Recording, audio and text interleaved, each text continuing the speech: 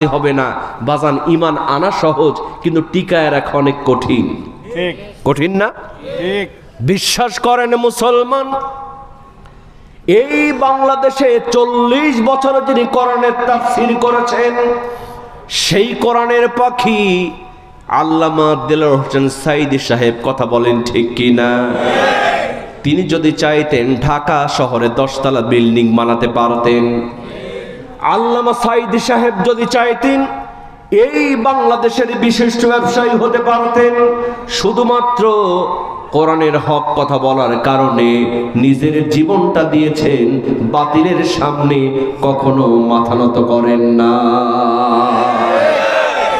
আবার এই বাংলাদেশে আল্লামা সাঈদী সাহেবের মতো লম্বা টুপি, লম্বা দাড়ি, লম্বা জুব্বা এমনও কিছু আলেম নামের জালেম ছিল, ওরা আমাগো বুবুজানকে, স্বৈরাচারকে জান্নাতি পর্যন্ত ফতোয়া দিয়েছিল। আছে না নাই? আছে। এই আলেম নামের জালেমরা মনে করেছিল যেদিকে বৃষ্টি হবে ওদিকেই ছাতা ধরবো, নিজে বাঁচলে বাপের নাম। কথা